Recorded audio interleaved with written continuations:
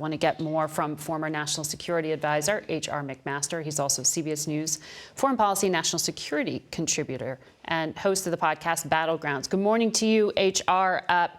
Tactically and strategically speaking, why would Russian forces move to the east?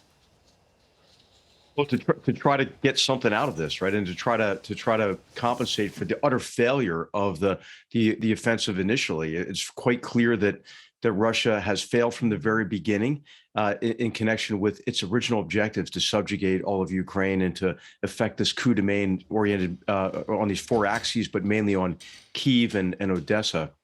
And what you see is a concentration now in the Donbass region and in the south. It's interesting, Margaret, we haven't heard too much talk about this, but this is about 10% of the Ukrainian landmass, but about the landmass that holds about 90% of Ukraine's energy resources. Mm-hmm. And I think what you see Russia as having a strategic design in mind as Fiona mentioned, right? This is about Novorossiya and so forth, but it's also making the Sea of Azov clearly a Russian lake, and the Black Sea as well.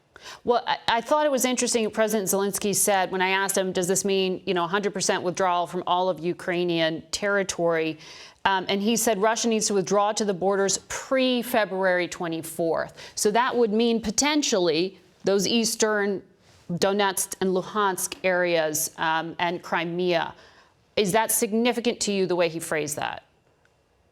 It is significant. It means that he's willing to compromise to a certain extent, but I think that's got to be up to him and the Ukrainian people. You've seen the horrors, the devastation. I've heard your conversation, which is just terrible with Zelensky and the horrors that they're confronting now in the wake of the Russian withdrawal. I think that it's going to be up to the Ukrainian people, obviously, if they're willing to compromise at all after that. And it's hard to imagine that they will want to give up any of their territory. Yeah. Well, and of course, Margaret, hey, I think the other point about this is, of course, Zelensky knows that wouldn't be the end, right? If Vladimir Putin says, "Oh, I'll return back to the pre-February borders," of course, what he'll do is try to keep Ukraine under his thumb and under continuous duress, just as he has since at least 2003, and especially after 2014. Yeah, and it's exactly what you just put your finger on there that has the surrounding European countries so concerned that he could continue to destabilize the area. But I want to ask you about that. Why would Putin risk bringing a NATO country into a war that is being described as one where his military is failing? Is the U.S. and Europe making him 10 feet tall when he's not? Yes, I think so. I think Putin is really on the ropes here, and of course, what does he have left, Mario? He only has left are threats, cyber threats. Well, that's not working out for some reason. I think we'll learn more about that later. But then the only thing he can do is rattle his nuclear saber, which is what he's done. And of course, that's a cause for concern.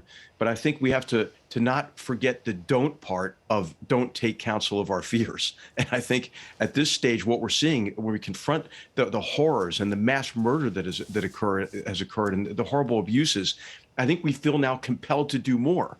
Well, I think what we shouldn't do is wait any longer to do what it takes to give Ukraine all the tools necessary to fully beat back this offensive and to make it clear to the Russians that they're going to be unable to renew an offensive in the future.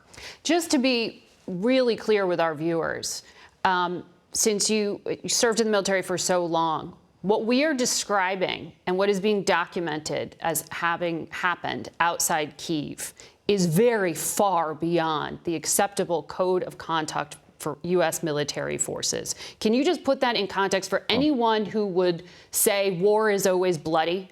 How do you see what happened? Well, this is an unprofessional force. This is a force that is not adhering to the basic military ethic or the law of war or just war theory. Jus in bello theory requires you to apply force with discipline and discrimination, and to protect non-combatants. Of course, Russia actually, its tactic was to commit mass murder against non-combatants because it didn't have the military competence to accomplish its objectives through fire and maneuver and the defeat of the opposing military force, and then the control of that territory.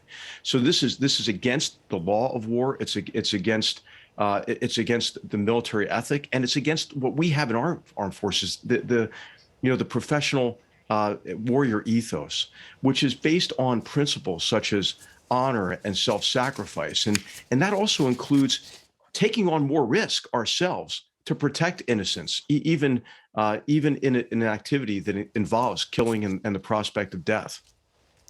H.R. McMaster, thank you for your analysis today. We'll be right back.